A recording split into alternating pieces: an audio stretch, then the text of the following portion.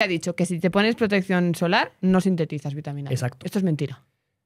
Es matizable. O sea, teóricamente sí. Tú si te pones si te pones fotoprotección de forma perfecta, no te va a llegar ultravioleta B, que es el que hace que se sintetice la vitamina D. Sí. ¿Qué es la celulitis y qué son las estrías? La celulitis es esta piel que vemos de irregular y realmente está causada por unos tractos que tiran de la piel hacia abajo, ¿no? Hay como unas divisiones dentro de la piel y la grasa que tiran de la piel hacia abajo y hacen que se vea con esos bultitos. Y luego las estrías... ¿Dermatitis atópica es lo mismo que piel atópica? Sí, se puede, se puede decir así. Sí, asociarnos. Vale, pues todos los pacientes que yo tengo que acuden con esta problemática me dicen que no comen gluten. Porque ellos han visto o han oído o les han dicho que es que el gluten empeora y les pica mucho más la piel si comen gluten. ¿Qué evidencia hay de esto? Es que esto es muy interesante y la gente a veces no lo sabe, que personas dicen, bueno, yo me expongo al sol a las 9 de la mañana y a las 7 de la noche... Claro, que no hay gente, estoy tranquila, no hace mucho calor... Pero la radiación ultravioleta B, que es la que produce vitamina D, solo está presente en las horas centrales del día. Que han encontrado restos de protector solar en fetos, en recién nacidos. Sí, eso puede ser, pero aquí hay que distinguir dos cosas con las cuales se miente mucho, que es exposición y riesgo. Bienvenidos y bienvenidas a todos y a todas al podcast de comiendoconmaria.com, el podcast donde hablamos de alimentación y nutrición basándonos en la ciencia, donde te explico de forma fácil y sencilla cómo comer sano, pero sobre todo cómo crear un estilo de vida saludable para que con ello ganes salud. Bienvenidos y empezamos.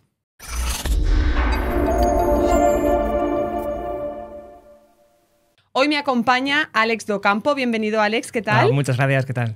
Él es dermatólogo. Lo podéis seguir en redes como alex.docampo.derma en TikTok y alex.docampo.dermatólogo o dermatología. Exacto, ¿sí? dermatólogo. En Instagram, ¿vale? Igual siempre sabéis que dejamos por aquí escritas las redes, así que ya podéis empezar a seguirle. Vamos a hablar, evidentemente, de dermatología y alimentación y vamos a empezar por que nos expliques un poco qué estudia la dermatología.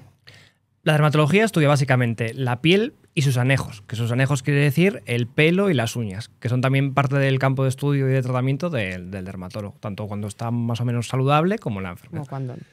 Perfecto. ¿Crees que realmente hay una relación entre alimentación y dermatología o alimentación y piel, cabello, uñas, como comentas? Sí que hay relación, pero es verdad que tampoco está tan estudiado, están las cosas tan claras, ¿no? Y es verdad que muchas personas hacen ciertas modificaciones dietéticas sin mucho fundamento, cuando a veces no deberían, ¿no? Para ciertas cosas. Sí es verdad que lo que más se ha visto con una alimentación saludable sí que mejora la piel en general, a través de reducir la producción de sebo, previene un poco el envejecimiento. Vale. Y luego ya depende un poco de cada enfermedad específicamente, ¿no? Sí que se ha visto algunos estudios para ciertas enfermedades en concreto. Vale. Bueno, como vamos a ir hablando de diferentes enfermedades, vamos a ir luego poniendo más de forma específica. ¿Cuándo deberíamos ir al dermatólogo o con qué frecuencia deberíamos ir al dermatólogo? Porque yo creo que no recuerdo la última vez que fui al dermatólogo. Sí, a ver, no está mal, sobre todo por el tema de riesgo de cáncer cutáneo, de melanoma, verse por lo menos una vez en la vida los lunares y todas las manchas de la piel, ¿no? Para por lo menos ver qué riesgo tenemos. Vale. Porque gente con ciertos lunares de un tipo más específico o con gran cantidad de lunares tienen más riesgo de desarrollar un melanoma y deben seguirse más. Personas que tienen muy poquitas, pues a lo mejor no hay que revisarlas nunca más, simplemente se pueden ver ellas mismas y ya está. Eso en cuanto a riesgo de cáncer cutáneo, melanoma. En cuanto a todo lo demás, pues cuando nos notemos algo que nos molesta, alguna cosa de la piel, realmente no es súper necesario revisarse constantemente por el dermatólogo si no tenemos nada. Vale. En ese sentido, es más cuando uno se note algo que le preocupe. Vale. En esto que mencionas del melanoma, que yo no voy a entrar mucho, pero sí creo que hay como un ABCD de tamaño, color, forma o algo así. Sí, ¿Cómo es? Sí, el ABCD, que es una forma fácil de uno identificar si una lesión que tiene, si un lunar que tiene, podría ser malo. Es A de asimetría, que los dos lados no son iguales, B de bordes, que los bordes del lunar sean irregulares, C de color, que tenga varios colores el mismo lunar, D de diámetro de más de 6 milímetros y E de evolución, que es que vaya cambiando con el tiempo. Y luego hay un truco adicional que es casi más útil, que es el signo del patito feo, que es que haya un lunar totalmente distinto al resto de los lunares que tenemos. Y eso sí que nos debe alarmar un poco y eso sí que debería verlo un dermatólogo. Perfecto. Vamos a empezar entonces a hablar de diferentes patologías. No sé si como tal es una patología, pero es muy común, al menos yo en consulta, veo muchas personas que me dicen que tienen la piel atópica. Entonces, ¿qué es la piel atópica? ¿quién suele tener piel atópica? Si hay un condicionante genético o más ambiental dietético. Sí, efectivamente, la piel atópica o la dermatitis atópica es súper frecuente. De hecho, es de las enfermedades dermatológicas más frecuentes. Sobre todo en niños, que es más abundante, pero es verdad que también un porcentaje no desdeñable de adultos que también tienen dermatitis atópica. O bien porque la llevan teniendo toda la vida o que nunca han tenido dermatitis atópica y la desarrollan de adultos. Y esto es una enfermedad en la que la piel se vuelve extremadamente sensible a todo. Y ahí se alteran dos factores. Por un lado, la barrera cutánea, es decir, la barrera que hacen nuestras células de la piel, la unión entre ellas es más débil, entonces todos los agentes externos, sustancias que se ponen en la piel, el frío, el viento, el agua, penetran con más facilidad y le irritan con más facilidad. Y por otro lado, además de esa alteración de la barrera cutánea, hay una alteración de la inflamación. La piel se inflama más de lo que debería. Entonces, ante estímulos que a otra persona no le producen esos problemas, le surgen eczemas, que es la lesión básica de la dermatitis atópica, que es la piel enrojecida, irritada, con descamación o con pequeñas vesículas. Es una enfermedad compleja, depende de cada caso, y sí que tiene mucho componente genético. O sea, en muchos casos tiene bastante componente hereditario. Sí. ¿Y qué notaríamos en la piel? Entonces, la rojez, ¿no? Que me pica, que me molesta, ¿qué? Exacto, es una enfermedad que siempre suele picar, es pruriginosa y puede manifestarse en varias zonas del cuerpo, ¿no? Lo más habitual es en los pliegues, la zona delante de los codos, detrás de las rodillas, es el patrón más habitual. Aparecen zonas rojizas que pican, pueden empezar con vesículas, como bultitos con agua dentro, que luego con el tiempo van descamando y la piel se vuelve más gruesa. Pero puede afectar prácticamente a cualquier parte del cuerpo.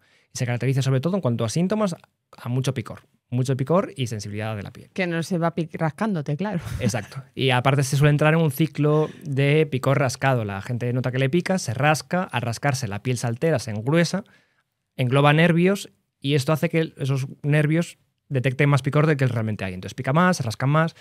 Entonces es difícil no rascarse, pero sí es un ciclo que tenemos que cortar por otros medios, ¿no? Con el tratamiento adecuado. Vale. ¿Y tiene cura? Tiene control. O sea, no hay una cura para siempre porque no se puede modificar cómo es la piel y cómo es el patrón de inflamación de una persona, pero por suerte la inmensa mayoría de pacientes se logran controlar.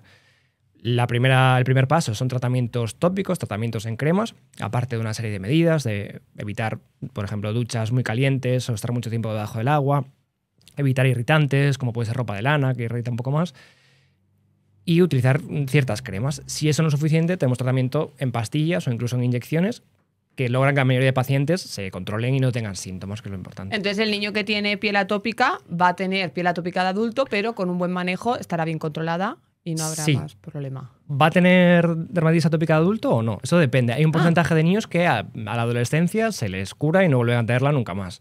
De hecho, es mucho más frecuente en niños que en adultos, pero hay un pequeño porcentaje que sí que siguen teniendo la de adultos. Y luego hay la dermatitis atópica de inicio en la edad adulta.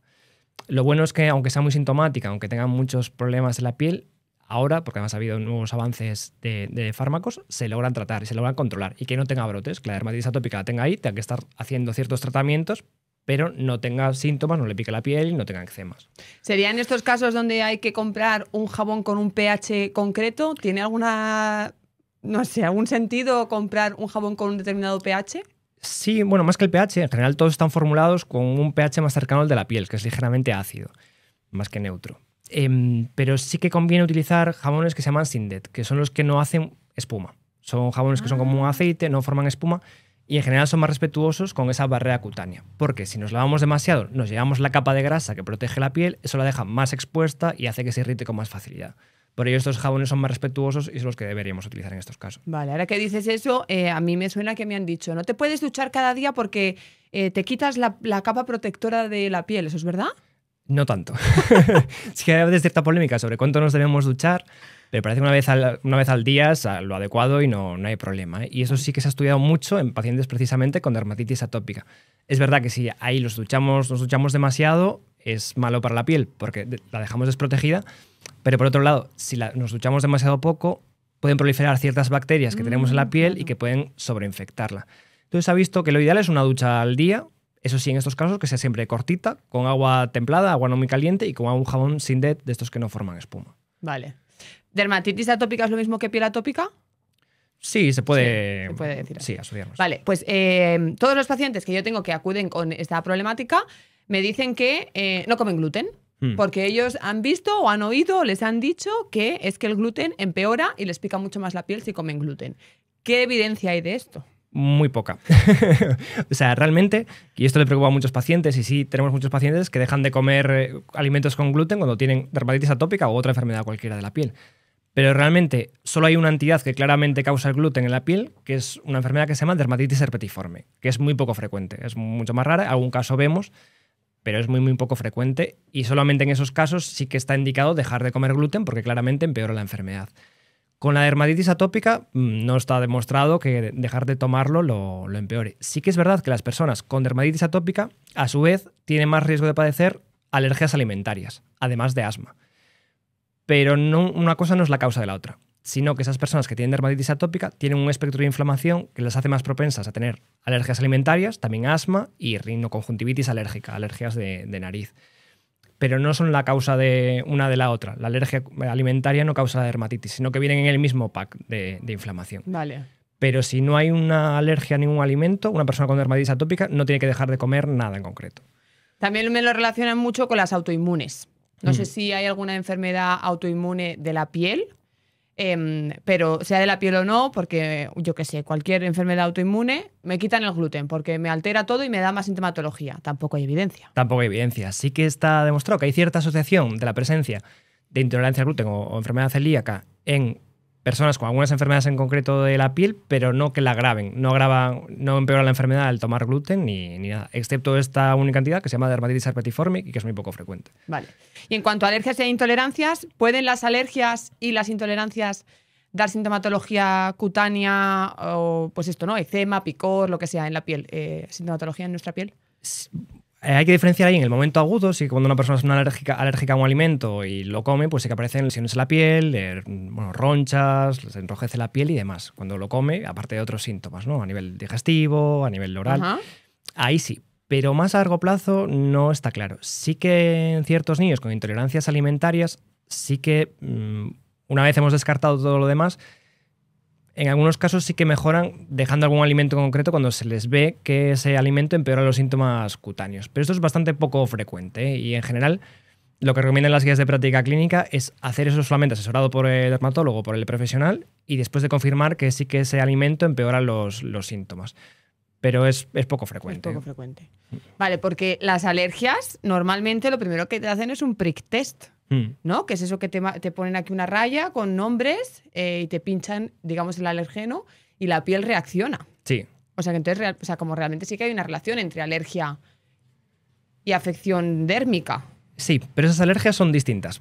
Porque, claro, las alergias de la piel suelen ser alergias a algo que entra en contacto directo con la piel. Y de hecho, para esas alergias hacemos un test distinto, que es para alergias cuando pues, a alguien que es alérgico a los guantes que se pone, al jabón que utiliza. Y ahí utilizamos un test que se llama pruebas epicutáneas. Y no se hacen los pinchacitos, no es el prick test, sino que son unos parches que se ponen en la espalda. Se llevan durante unos días porque son alergias retardadas y ahí se ve si sale si alguno de esos productos uno es alérgico. Pero son distintas a esas que se hacen con los pinchacitos, con el prick test, que son alergias de tipo 1, que son las alergias alimentarias o rinoconjuntivitis alérgicas, alergias de nariz y demás. Entonces, normalmente esas no suelen provocar síntomas cutáneos. Las que provocan síntomas cutáneos son alergias de tipo 4, que son las que entran en contacto directo con la piel y que dan reacciones más retardadas. Vale. ¿Cuántos tipos de alergia hay entonces? Un montón. Si no me equivoco, 4, o sea, 4 básicas, aunque ahora estaba pensando alguna más y más, pero sí. Un montón. Vale. La 1 es la inmediata, que es la de cuando comemos algo y nos salen ronchas y se cierra el glotis y demás. Y en 4 es la retardada, que es la que vemos en la piel. Vale, entonces cuando nos ponen esto del prick test, se supone que es a alimentos. Sí, o a veces a aeroalérgenos también, alérgenos. A polen, ¿no? Exacto, Pelo de gato polen y todas todo esas esto. cosas. Sí. Y ciertos de ciertos árboles, ¿no? Sí, algunas plantas. Eso. Pero eso es súper raro que dé problemas en la piel. Sí que hay casos muy raros de alérgicos al pelo de gato, que además de síntomas de nariz, que es lo más habitual, de rinoconjuntivitis, les sale también lesiones en la piel. Pero esto es súper raro. Normalmente las lesiones en la piel son por esas alergias retardadas y tiene que ser algo que entre en contacto con la piel. Pues a la ropa, un cinturón, a los pendientes. El níquel es súper frecuente en mujeres. Un porcentaje muy grande de mujeres son alérgicas al níquel de la bisutería, de los pendientes. Y eso sale después de unos días de llevarlo puesto. Vale, o sea que lo más común es alergia de sintomatología dérmica, níquel, látex y lana, ¿no? O sea, cosas que estén en contacto directo con la piel. Exacto, sí. Vale. Que son distintas desde las que se hacen el prick test. Vale. Que más para alimentarias o alérgenos. Vale, perfecto. Entonces, claro esto, vamos con el acné. Porque claro, Tema importante. yo creo que todos hemos tenido acné más o menos acentuado, ¿no? Pero es muy común. Pues ¿cuántos tipos hay? Porque sí que en consulta yo veo, llevo mucho salud hormonal femenina y claro, pues todo lo que es SOP viene con un hiperandrogenismo que como síntoma tenemos, ¿no? Pues ese acné pronunciado, el hirsutismo, la alopecia androgénica. Entonces, ¿qué tipos de acné hay? Bueno, lo primero es saber que todo el acné es hormonal. O sea, realmente ¿Ah, sí? Sí. Esto antes se dividía más en acné hormonal y no hormonal, pero realmente todo tiene una influencia hormonal. Porque el acné, tenemos que ver cómo empieza todo. Comienza por la producción excesiva de sebo. Se produce un exceso de sebo en las glándulas sebáceas de la cara. Ese sebo acaba taponando el poro y formando granos. Luego se sobreinfecta y aparece toda esa inflamación y esos granos. La producción de sebo está mediada por los andrógenos, que es la hormona masculina. Entonces, ahí puede haber dos escenarios. O bien un aumento de andrógenos, de hormonas masculinas, que estimulan la glándula sebácea y hace que se produzca sebo de más. O, lo más frecuente, que el receptor de andrógenos de la glándula sebácea detecte más andrógenos de los que realmente hay. Y esto es más frecuente que el otro escenario. Entonces, siempre hay influencia hormonal, pero puede ser porque las hormonas estén en exceso o porque el receptor detecte más hormonas de las que realmente hay. Los dos casos se tratan de forma parecida y, por tanto, los dos casos tienen influencia hormonal, haya o no un exceso de hormonas. Claro, pero no es lo mismo los granitos. Por ejemplo, un granito preregla, Sí. que te sale como un granito, ¿no? Que yo he visto acné, bueno, como que la cara está...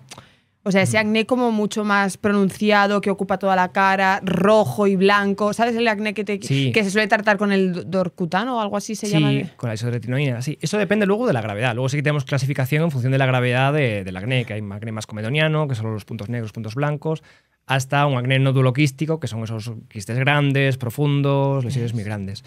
Aún así, el origen de todos es el mismo, que es la producción excesiva de sebo y la hiperkeratosis del infundíbulo. También que ese poro se cierra antes de lo que debe y forma los granos. Claro, luego también vemos esas fluctuaciones con el ciclo hormonal, tanto a lo largo del ciclo menstrual, pero a lo largo de la vida también, ¿no?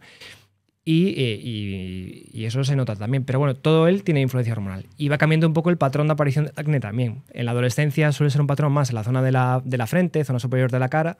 Con el tiempo va descendiendo. En el acné de la mujer adulta suele ser más la zona de la mandíbula, a veces afectando la zona del cuello. Es verdad, porque eso mucha gente decía, si te salen granos por no sé qué tal, significa una cosa, si te salen por allá, significa otra. O sea, realmente sí que hay como una zona más afectada en función de, bueno, en este caso la edad o el sexo, ¿o no? Sí, sobre todo la edad. Va cambiando con la edad. Ya digo, empieza más en la zona en el polo superior y luego va descendiendo. Pero el origen es siempre el mismo. Que es la influencia hormonal, bien sea por exceso o por exceso de sensibilidad del receptor. Vale, has dicho que se tapona la piel, ¿no? Sí. Entonces, ¿es un error apretarse un grano para abrir la piel y que salga el sebo? Lo que viene siendo, pues, el petarnos los granos. Claro, en general sí, porque esto puede predisponer a la aparición de cicatrices, que es la consecuencia menos deseada del acné, porque si nos quedan zonas hundidas, eso no se va. Un grano de acné, cuando se va, puede dejar o bien eritema posinflamatorio, que es la rojez que se queda después, y eso con el paso del tiempo, que puede durar mucho, se acaba yendo por completo, pero las cicatrices no. Las zonas hundidas se quedan para siempre, luego las podemos mejorar con láser u otras técnicas, pero no se van. Y todo lo que le hagamos a un grano cuando está activo puede facilitar la aparición de esas cicatrices, como es el manipularlas, el tocarlas.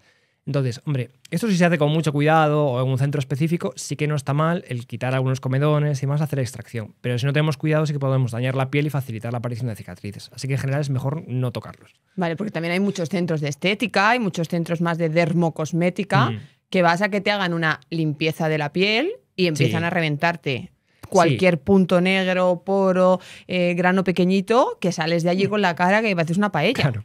Bueno, eso sí se hace por una persona cualificada que sabe lo que está haciendo, sí que es beneficioso, no es malo e incluso viene bien, porque ayuda a que el acné progrese un poco más rápido y mejore un poco más.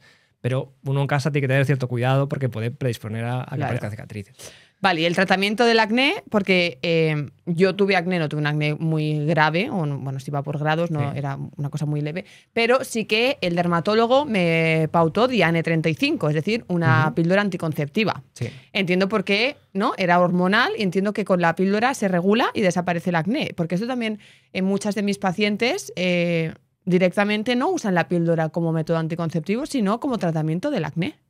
Sí, eso era muy habitual antes, cada vez lo utilizamos menos, porque realmente, digamos que lo camufla una temporada, pero luego vuelve a aparecer. En cuanto te dejas de tomar la pastilla. Es que es bastante típico. De hecho, vemos mucho brote de acné en la mujer adulta, de chicas que llevan años tomando anticonceptivos, luego lo dejan y un par de meses después les vuelve el acné. Al final, lo que tenemos que hacer es, por un lado, una rutina de cremas adecuada, que se lleve bien el exceso de sebo y luego compuestos como retinoides que actúan desde fuera. Pero un poco el origen lo que tenemos que centrarnos es ir al origen de todo, que es esa producción excesiva de sebo. Entonces, tenemos tratamientos enfocados a reducir esa producción de sebo. Y ahí tenemos varias opciones. Y ahora utilizamos cada vez más la isotretinoína, lo que era el Roacutan antes, a dosis mínimas, a dosis muy bajitas. Porque este tratamiento sí que antes se daba a dosis muy altas y era bastante problemático, porque secaba mucho la piel, había que hacer analíticas, tener cuidado con el sol, etc. A dosis mínimas que se emplean ahora, lo que hace es ir reduciendo paulatinamente la producción de sebo. Se ve además cómo se va cerrando el tamaño del poro, porque eso depende de la producción de sebo. Ese sebo deja de generar granos y luego con el tiempo lo vamos bajando hasta que lo podamos dejar de todo, siempre haciendo mantenimiento con cremas, ¿no? Con tratamiento tópico. Y a dosis bajas se tolera muy bien. Sí que es muy importante evitar el embarazo en el tratamiento, pero se tolera muy bien. Y luego utilizamos ciertos tratamientos también, como la espironolactona, que bloquean el efecto de las hormonas. O sea, no es un tratamiento hormonal, pero bloquea el efecto de los andrógenos, de esta hormona masculina, la glándula sebácea. Entonces hace por esa vía que se produzca menos sebo y aborda la parte de esa influencia hormonal. Entonces cada vez utilizamos menos los anticonceptivos porque normalmente es una solución temporal que luego no... Aparte que me parece que los anticonceptivos tienen un montón de efectos secundarios. O sea, porque al final el riesgo de trombos, la alteración hepática... Al final, yo es que soy muy anticonceptivos porque pienso que tu cuerpo se tiene que regular y estar en equilibrio él solito, ¿sabes? Sí, que realmente no soluciona nada y el ciclo ahí de esa influencia hormonal sigue ahí, o sea que realmente no se controla nada. También es verdad que antes había la idea de que el acné se trataba cuando se daban dosis muy altas de isotretinoína, del Roacutan, se pasaba fatal durante 6 meses y el acné no volvía a salir nunca más. Pero la verdad es que, como depende mucho de estos cambios hormonales a lo largo de la vida, sobre todo en mujeres, puede volver a aparecer. O sea, que lo tratemos ahora y el acné se vaya por completo no garantiza que dentro de 5 años o 6 años, después de un embarazo o lo que sea, vuelva a aparecer. Entonces, por eso ahora merece la pena tratarlo con dosis más bajas, que son más respetuosas con la persona y puede llevar una vida normal. Y si vuelve a haber un pequeño brote, volverá a tratarlo. Vale. ¿Y cuál sería la skincare ideal para una persona con acné? Sí, pues ahí lo ideal es siempre, primero, lo fundamental, una limpieza potente, llevarnos bien ese exceso de sebo que se va acumulando en la piel. Y eso es lo básico. Mañana y noche, una limpieza con un limpiador para acné, incluso una exfoliante suave. Y luego, tratamientos enfocados a reducir la producción de sebo. Una puede crema. ser, sí, pero que lleven ciertos productos, ¿no? Como puede ser, claro, los retinoides por las noches, que es la familia del retinol, porque eso va a activar la piel, va a hacer que se recambie más rápido y sobre todo evita que se cierren esos poros y reduce un poco la producción de sebo desde fuera. Y luego compuestos como los hidroxiácidos también ayudan a reducir la producción de sebo. También es importante, si tenemos lesiones activas, si tenemos mucho grano que está muy rojo, utilizar protección solar, porque cuanto más sol le dé a las zonas que están inflamadas, que están rojas, más tiempo se van a quedar rojas. Entonces sí que es importante protegerlas del sol para evitar ese eritema posinflamatorio prolongado. ¿Y es verdad que se usan cremas con antibióticos? En ocasiones sí, pero no está recomendado, de hecho es un fallo bastante grande, utilizarlas en monoterapia. Es decir, cremas con antibióticos solo. Y en esto se usan mucho unas toallitas que llevan eritromicina, que se llaman eridosis, y se da mucho incluso por algunos médicos, y son bastante problemáticas porque no llegan a mejorar el acné y facilitan las resistencias bacterianas. Hacen que ciertas bacterias de nuestra piel se acaben haciendo resistentes y luego sean más complicadas de tratar. Así que antibióticos solos no es recomendado. Sí que a veces utilizamos antibióticos con otro tipo de productos asociados. Vale, y en cuanto a factores en el estilo de vida, yo te puedo decir que lo que tengo leído hasta el momento es que el lácteo, especialmente el desnatado, porque al ser desnatado la gente abusa más, come más cantidad, así como grasas trans de embutidos o grasas de baja calidad como de embutidos, ultraprocesados, etcétera, sí que pueden tener una afectación directa en cuanto al acné, pero no sé si por ahí también ¿Hay algún factor ambiental o algún otro? El ejercicio a lo mejor también ayuda, el descanso, si hay relación entre el estilo de vida y el acné. Sí, sí que hay ciertos factores que se han visto que se asocian, como puede ser fumar, también tiene cierta relación. Ah. Sí, y luego de la dieta es lo que está un poco más estudiado, aunque tampoco tenemos estudios de la máxima calidad, pero sí que se ha visto que una dieta con una carga glucémica alta es la que más se relaciona con el acné, aunque tampoco es que tengamos estudios en muchísimas personas, pero sí que se ha relacionado. El consumo de lácteos, también los desnatados. El chocolate parecería que tiene cierta relación, incluso el chocolate puro sin azúcar. Y luego hay cierta relación también con los suplementos de proteínas, aunque unos estudios recientes han visto que no hay tanto. Sí que antes se pensaba y se veía claramente que la gente que toma suplementos de proteínas tenía más acné, pero ahora parece que no está tan claro. Sí que, claro, también es verdad que la gente que toma suplementos de proteínas en ocasiones toma también anabolizantes y cuando va al gimnasio, que eso sí que es un factor de riesgo claro para el acné y eso sí que produce brotes de acné muy grandes. Entonces, bueno, los estudios podrían tener cierta confusión. Hay que ver ahí. Vamos entonces con la alopecia. ¿Cuántos tipos de alopecia existen? Hay muchísimos tipos de alopecia, hay casi unos 100 tipos descritos, pero la más habitual, la que vemos todos, es la alopecia androgenética, que es la calvicie común, que es sobre todo en hombres el patrón más típico es cuando empezamos a perder pelo en la zona de las entradas, en la zona de coronilla, y en chicas suele ser más en la zona superior, la zona de la raya, se va perdiendo el pelo y cada vez se hace la raya del pelo más ancha. Luego hay alopecias menos frecuentes, por suerte, que son autoinmunes, en las que el propio cuerpo ataca a la raíz del pelo y esto hace que el pelo se pierda. Y luego dentro de esas alopecias hay alopecias cicatriciales y no cicatriciales. En las cicatriciales el pelo se pierde para siempre y por suerte la mayoría que son no cicatriciales el pelo se puede recuperar. ¿Cómo se recupera?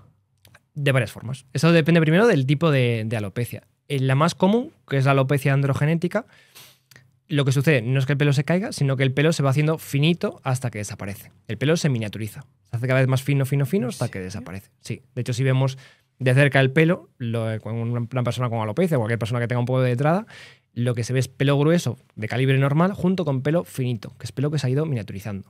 Se convierte el pelo en pelo velloso, como el que tenemos por la frente y no se ve, como el que tenemos por todo el cuerpo. Es ese proceso que va sucediendo con el paso del tiempo. Y ahí lo que hacemos es ciertos tratamientos que revierten ese proceso, hacen que mucho de ese pelo fino vuelva a ser grueso y por lo menos frenar el proceso. Y ahí utilizamos varios tratamientos, tanto tópicos como orales. Por un lado el minoxidil, que es un fármaco que va engrosando el pelo, y luego inhibidores de la 5-alfa reductasa, que es una molécula que transforma testosterona en dihidrotestosterona, que es un tipo de andrógeno que actúa específicamente en el pelo y en la próstata, y es lo que va haciendo que se vaya haciendo finito. Entonces, con eso bloqueamos ese proceso y se puede ir recuperando el pelo. Por lo menos frenarlo, es un proceso lento, pero bueno, por lo menos frenamos el proceso de pérdida, de miniaturización de pelo, y sí que en muchos casos logramos que ese pelo fino vuelva a ser grueso. Esto es la alopecia androgenética, que es la más común. Luego en cada una de las otras hay otro tipo de tratamientos. Entonces, ¿sí que es efectivo el tratamiento? Sí, por lo menos para frenarlo siempre. Hay casos más graves o que van más rápido y que cuesta más. Por ejemplo, gente que empieza muy joven, con muchos antecedentes familiares, puede costar más frenarla y pese al tratamiento sigue progresando. Pero siempre ver más despacio que eso no llevará al tratamiento nunca. Y en muchos casos sí que podemos recuperar mucho pelo. Es verdad que hay zonas donde ya no hay prácticamente pelo, una calvicie muy avanzada, donde no se va a recuperar gran cosa. Y ahí, por ejemplo, ya se puede pensar más en el trasplante. Que ahí lo que se hace es coger pelo de atrás, de la zona occipital, que es pelo resistente a la alopecia. Un hombre cuando se queda calvo siempre le queda este trocito. ¿Ah, sí? ¿Este pelo nunca se te cae si eres calvo? No, siempre por lo menos en la zona inferior, si pensamos en un calvo siempre le queda este trozo, siempre. Bueno, entonces, como se rapan, pues no lo sabes. Claro, pero el típico señor mayor siempre tiene ese trocito. Entonces, ese pelo no se va a perder nunca. Entonces es el que se trasplanta, el que se coge de aquí y se pone adelante. Depende también de qué cantidad de pelo nos queda aquí. En casos muy, muy avanzados, pues personas que solo tienen esta zona, ya no hay mucho para trasplantar y ni siquiera se puede hacer trasplante. Pero sí que como ese pelo es resistente a la alopecia, se puede pasar de atrás adelante y recuperar mucho pelo. Aún así, hay que mantener el resto del tratamiento médico, porque si no, el pelo trasplantado no se pierde nunca, pero el resto del pelo se sigue perdiendo. Entonces eso queda muy raro.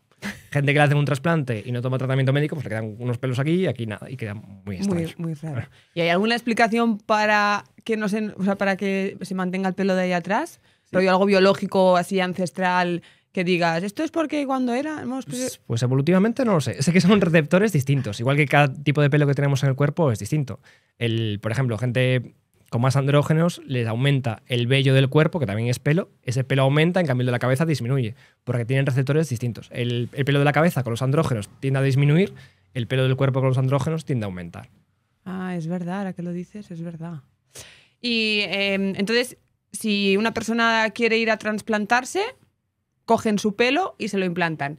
Y si no tiene suficiente pelo, ¿hay donadores de pelo? ¿Podría una persona implantarse pelo de otra persona o podría eso generar como un rechazo, como cuando te trasplantan un órgano? Exacto, de momento no se puede, porque se podría técnicamente, pero sería lo mismo que cuando te trasplantan un riñón. Y claro, la gente cuando te trasplantan un órgano, pues está sometida a mucho tratamiento inmunosupresor para bajar las defensas y que esas defensas no ataquen a ese órgano externo, porque el cuerpo lo ve como algo extraño.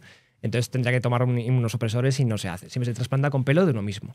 En ocasiones incluso en algún sitio se puede trasplantar incluso pelo del cuerpo. A veces de zona de barba, de la zona del pecho, se puede llegar a hacer para cubrir algunas... Pero quedaría rarísimo, ¿no? Ponerte el pelo de la barba del pelo. Queda muy raro, pero se puede hacer para algunas zonas que se ven menos. No para la línea de adelante, que es donde se ve más, sino para la zona de detrás, para cubrir un poco. En algún caso sí que se puede hacer.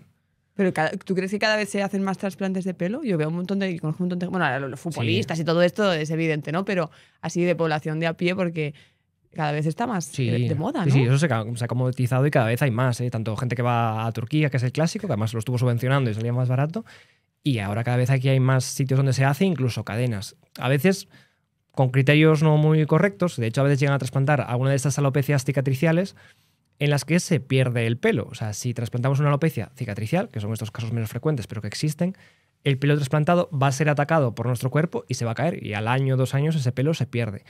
Con lo cual es siempre muy importante el diagnóstico por un dermatólogo, un tricólogo que sepa de pelo, antes de plantear el trasplante, porque si trasplantamos el tipo de alopecia no adecuado, ese pelo se va a perder y vamos a hacer el trasplante para nada. Para nada, claro. Qué curioso. Y cuando hablamos de las entonces alopecias, por ejemplo, yo las pacientes que te decía, ¿no? Que tengo de SOP, que tienen esa alopecia androgénica, es muy, o sea, les genera mucho complejo, ¿no? Pero entonces, si las derivo al dermatólogo, pueden mejorar entonces la densidad y cantidad de pelo. Sí. Además, claro, es que en mujeres es especialmente dañino porque como que no hay esa conciencia general de que una mujer puede tener alopecia, cuando esto es también muy habitual. Y hay como más estigma, ¿no? Y además las mujeres a veces no actúan o no buscan tratamiento porque piensan que es algo normal o que no pueden tener alopecia, cuando realmente es muy frecuente. Y sí que se puede controlar. De hecho, en mujeres tenemos más posibilidades porque podemos bloquear más el efecto de los andrógenos, ¿no? El eje hormonal con otro tipo de tratamientos. Y sí que por lo menos se puede frenar el proceso y en muchos casos sí que se puede recuperar pelo. Y también suelen tener hirsutismo, ¿no? Ese vello facial en la zona más característica del hombre, de la barba. ¿Eso también se puede tratar y que desaparezca? Sí que cuando hay un hiperandrogenismo, cuando hay un exceso de hormona masculina, tiende a asociarse eso, el déficit de pelo en la cabeza y exceso de vello en la cara. Y ahí sí que hay tratamientos para eso, bien con antiandrógenos orales de ciertos tipos, o incluso tratamiento tópico, o bien con depilación láser, que la cara se puede hacer sin problema, o con algún tipo de cremas que también pueden reducir ese vello. Vale. ¿Y cuánto pelo es normal que se nos caiga, si es que hay una normalidad en caída de cabello? ¿Y cómo sé si se me está cayendo demasiado? Claro, exacto. Esto es importante porque es importante distinguir lo que es la pérdida de pelo, la alopecia, la calvicie, de la caída de pelo. A todos a lo largo del día se nos caen unos 100 pelos y eso es totalmente normal, porque el pelo que tenemos, su ciclo normal es nacer, crecer, dejar de crecer, caer y volver a salir. Por eso a nadie le llega el pelo al suelo, a nadie le llega la melena al suelo porque se cae antes de llegar a tan abajo, ¿no? Entonces es un ciclo normal y al día implica que se nos caigan entre 100, 200 pelos. Pero puede haber ciertos momentos en los que en vez de 100 se nos caigan 300, 400 o 500 pelos al día, que esto asusta mucho, sobre todo en gente que tiene el pelo más largo, que se lo ve más caer. Y esto responde normalmente a factores estresantes, o bien psicológicos, pero también físicos. Gente que ha pasado una enfermedad, lo vemos mucho después del COVID, por ejemplo, 2 meses después de haber pasado el COVID, una operación, el pelo se sincroniza y en vez de caerse de 100 al día se caen 300, 400 o 500. Pero este pelo vuelve a salir. Entonces lo importante ahí es tranquilizarse porque ese pelo se acaba recuperando. No es lo mismo que la alopecia. En la alopecia, en la calvicie normal, lo que sucede es que el pelo se va haciendo finito, finito, finito hasta que desaparece. No se cae. Entonces, cuando se cae en general, a menos que sea una alopecia más rara, no nos tiene que preocupar mucho. Siempre que no estemos perdiendo densidad, que no veamos que tenemos menos pelo, esa caída un poco más acelerada del pelo no tiene más importancia. ¿Cómo diferenciamos que se me está cayendo el pelo a que estoy perdiendo pelo?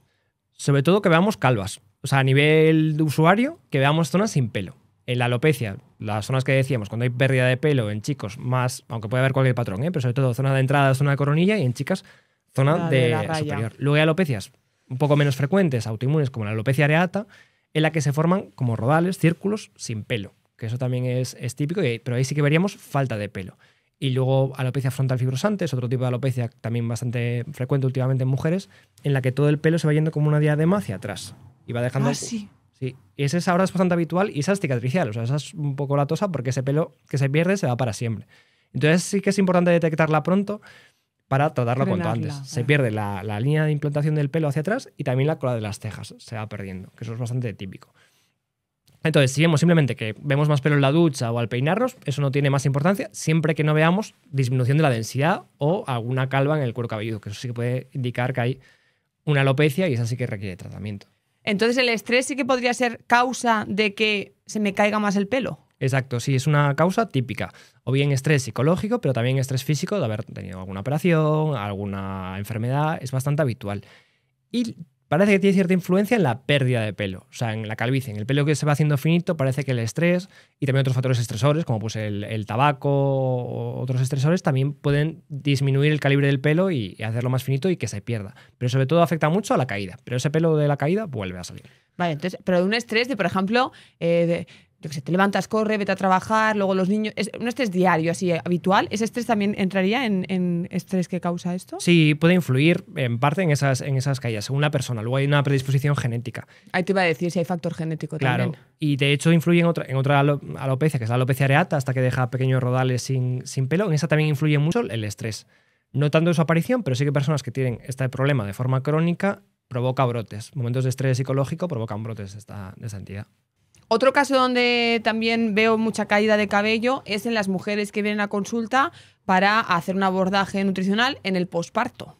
Esto es muy típico, esto se llama fluido telógeno agudo posparto. Y lo importante es saber, primero tranquilizarse y saber que ese pelo no se va a perder. Simplemente lo que sucede es que durante el embarazo, con el perfil hormonal que se genera, el pelo está muy bien, el pelo está creciendo mucho. Es está una de maravilla. O sea, tienes el pelo mejor que nunca. Exacto, es que eso es típico. Y luego en el momento que se produce el parto, no justo después, pero a lo mejor un mes, un par de meses después, todo ese pelo que estaba tan bien ya no está recibiendo ese influjo hormonal positivo, entonces se cae. Pero es un periodo transitorio, luego ese pelo va a volver a salir. Simplemente un recambio acelerado del pelo. Pero ese pelo vuelve, con lo cual no hay problema. Ay, calma. Y también es importante en estos casos no evitar cepillárselo o no evitar lavárselo, porque muchas mujeres cuando notan esa caída acelerada del pelo evitan peinarse o evitan lavarse porque ven que cada vez que se cepillan se les cae más pelo. Esto les asusta y hace que se cepillen pues en vez de todos los días, pues una vez a la semana o así. Claro, ahí lo único que se consigue es que se vaya acumulando pelo suelto en el cuero cabelludo, en el momento que nos cepillamos se cae una barbaridad de pelo y eso hace que nos asustemos más. Y como hemos visto que el estrés es uno de los factores que aumenta la caída del pelo, al final acaba siendo un círculo vicioso. Se acumula más pelo, en el momento que te cepillas se cae muchísimo, te asusta, se te cae más y es peor. Entonces lo ideal es cepillarse y lavarse todos los días para retirar ese exceso de pelo suelto. ¿Y qué hay de las canas? ¿Por qué tenemos canas? Sí, las canas suceden porque se pierde los melanocitos del pelo. O sea, el pelo es negro o es de cierto color porque en la base hay melanocitos que son las mismas células que dan color a la piel. Con el tiempo esas células van degenerando y se pierde el color. No tenemos de momento forma de revertirlas. Sí que se pueden prevenir un poco evitando la oxidación y lo que tiene así más relación es fumar. El tabaquismo que sí que se ha visto que acelera un poco la aparición de las canas. Y curiosamente, el único tratamiento que tenemos hasta ahora que sí que la revierte son tratamientos que se utilizan para el melanoma, curiosamente, que atacan al melanoma y esas personas a veces tienen canas y vuelven a tener el pelo de color. Pero claro, son tratamientos bastante agresivos que se usan para el otro. Pero no hay ningún tratamiento a día de hoy que podamos utilizar de forma habitual para mejorarlas. ¿Y hay un factor genético ahí también o no? También, sí, como en todo, influye mucho la genética y hay gente que genéticamente va a tener canas antes. Pero sí que se ha visto que, bueno, que esos cosas oxidantes y el fumar puede hacer su aparición. ¿Y hay enfermedades, patologías o alteraciones que provoquen caída del cabello? Porque, por ejemplo, el hipotiroidismo yo creo que va asociado a caída del cabello. Sí, sí. Una anemia, creo que también podemos asociarla con caída del cabello, ¿no? Como que hay muchas cosas que...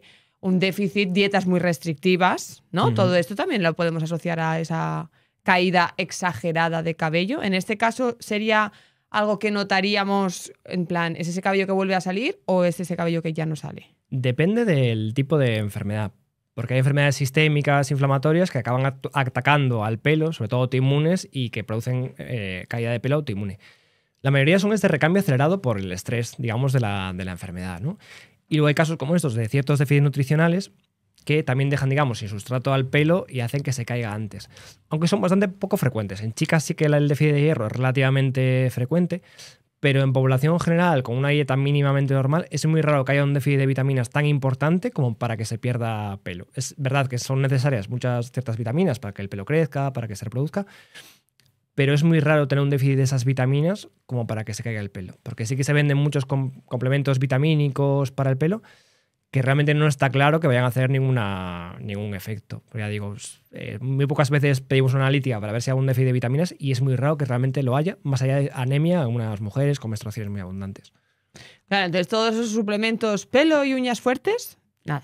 Muy poca cosa hacen. Es verdad que, claro, llevan vitaminas que sí que está estudiada, que son necesarias para el pelo, pero es muy raro que te falten. Entonces, la mayoría de casos no son necesarios. Claro. O sea, con una alimentación saludable y completa, sí, no tenemos por qué tener ningún déficit que justifique una caída de cabello. Exacto. Sí, sería muy, muy raro. Y el típico suplemento este que se da tanto minoxidil o piloxidil o algo así, ¿eso sí que tiene evidencia? Hay dos cosas. Una cosa es el minoxidil, que sí que es un fármaco que se da con receta, que ese sí que engruesa el pelo. Es un fármaco que se da para la tensión arterial al principio y se vio que la gente que lo toma para la tensión estaba encantada porque le salió un pelazo.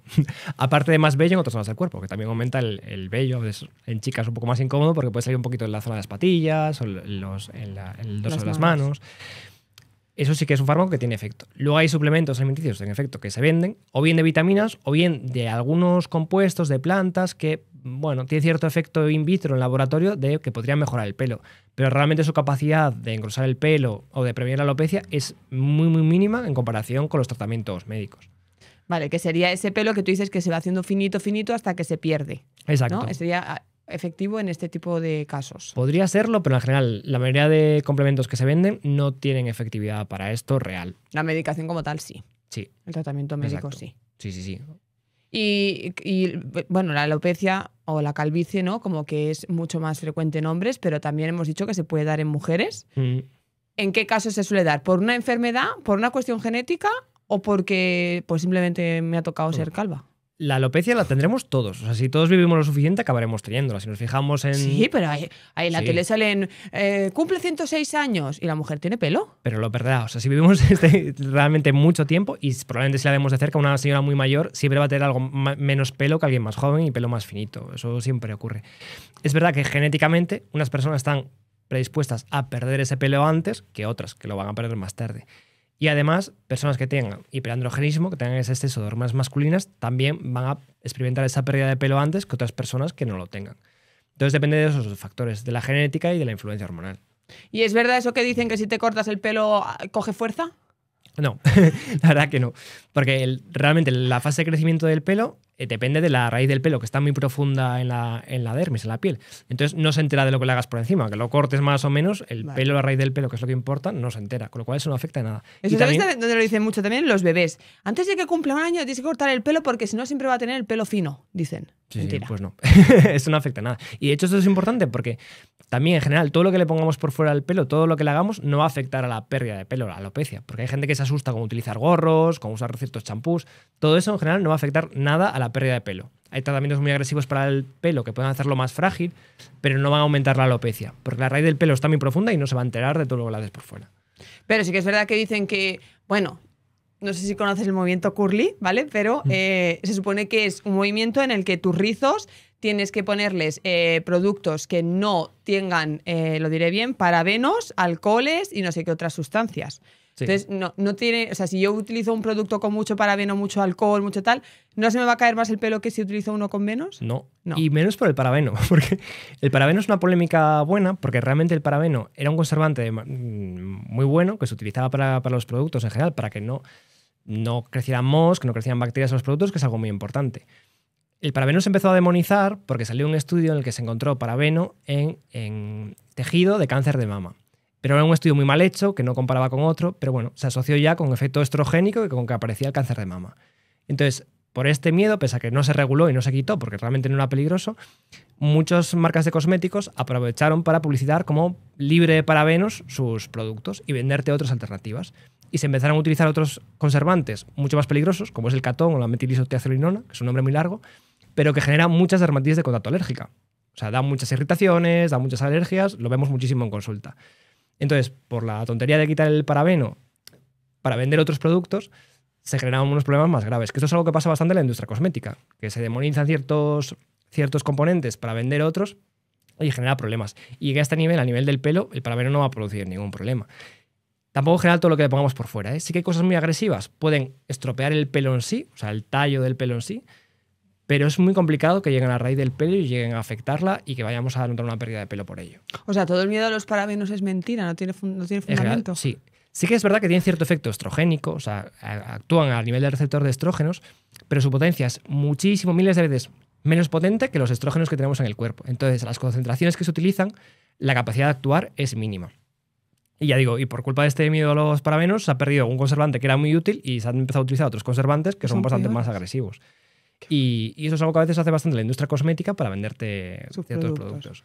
¿Y hay algún ingrediente o componente que tengamos que fijarnos especialmente que no contenga nuestros champús o acondicionadores o fijadores de cabello? Ninguno. O sea, en general son seguros. Otra cosa es que hay, ¿no? claro, Vale. hay ciertas personas que con el tiempo se pueden hacer alérgicas a algo. Y en ese caso, esa persona sí que tiene que evitar ese componente al que se ha hecho alérgica, que a veces vemos ciertas alergias a los champús y demás. Pero son seguros todos. De hecho, esto está muy regulado, las concentraciones de los productos, por lo menos que se venden en la Unión Europea, están muy reguladas y no pueden llevar sustancias que sean peligrosas. O sea, que en ese sentido nos podemos quedar tranquilos. Claro, ¿no? pero al final el champú del súper vale 1 euro y el champú de una tienda así más específica de cabello te puede valer 20. Claro, luego ahí ya entran otros componentes, o bien que sea más efectivo y luego también hay cierto componente de marketing. O sea, en el precio de los productos cosméticos hay muchos factores que influyen. Tanto que de verdad sea mejor porque se ha invertido más en desarrollo del producto, que lleve ingredientes mejores y más efectivos, o simplemente que ¿Pero esa más marca... efectivos para qué? ¿Para limpiarte el pelo? Sí, lo que buscamos ahí en un champú, pues por un lado que limpie, que eso es lo más importante, luego que no sea agresivo, que no pueda irritar la piel y luego que acondicione también el pelo, ¿no? Que eso a veces se llevan siliconas, otros productos para dejar el pelo mejor. Entonces, bueno, según unos u otros, a veces el precio sí que está justificado y en otros casos no tanto. Vale, pero cuando tú te pones un champú, ¿estás limpiando el pelo o estás limpiando el cuero cabelludo? Claro, ahí lo más importante de todo, sobre todo, limpiar el cuero cabelludo, efectivamente. Por lo que tenemos que limpiar de sebo y de detritus que se va formando a lo largo del día, sobre todo el cuero cabelludo. Hay que rascar, ¿no? Cuando te lavas el pelo. ¿o Sí, qué? bueno, tampoco muy agresivo, pero sí que es importante llevarnos ese exceso de sebo, porque cuando se acumula en el cuero cabelludo va dejando esa descamación o esa caspa que acaba produciendo una dermatitis seborreica. También con el tiempo van proliferando ciertos hongos que viven en el cuero cabelludo de todos y lo empeoran. Entonces sí que es importante limpiar bien ese cuero cabelludo. Respetando a su vez el pelo, porque sí que si lo limpiamos demasiado, pues queda peor, ¿no? Queda un aspecto más feo. Vale, entonces la caspa es exceso de sebo que se ha quedado ahí en el cuero cabelludo. Exacto, es un exceso de sebo en el cuero cabelludo en el que contribuyen también un hongo, llamada secia, que se lo come y produce detritus y también contribuye a eso. Pero sí es un exceso de sebo y por eso se asocia mucho el tener acné en la cara y caspa o dermatitis seborreica en el cuero cabelludo, porque los dos están producidos por un exceso de sebo. Ah, es verdad que quien tiene más acné tiene el pelo como más graso. Sí, siempre. Es verdad, Sí. no me he fijado. Bueno, creo que todo lo dicho sobre el cabello y todo lo que es salud capilar. Vamos con la psoriasis, porque la psoriasis es autoinmune, si no me equivoco. Sí, es una enfermedad autoinflamatoria, le llamamos. Vale, y es, bueno, pues como que en la piel se te ponen ciertos eczemas que tengo entendido te empeoran con el estrés. A ver qué nos puedes contar sobre la psoriasis. Sí, eso es una enfermedad inmunomediada por la inmunidad del cuerpo y produce lesiones en la piel que no son como los eczemas, sino son como unas placas más redonditas con mucha descamación, sobre todo en codos y rodillas. Es lo más habitual, aunque puede afectar a cualquier parte del cuerpo. Es muy típico que afecte a las rodillas, a las uñas. Y no solo la piel, sino que puede afectar a otras zonas del organismo, porque es bastante habitual que pueda producir artropatía psoriásica, que es cuando ataca las articulaciones, y también produce una inflamación generalizada que puede, bueno, se ha visto que puede producir algo de enfermedad, alteraciones hepáticas o a otros niveles, ¿no? Es una inflamación un poco generalizada y sí que es relativamente frecuente, alrededor de un 1% de la población. Ok. ¿Hay alguna relación directa entre alimentación y psoriasis?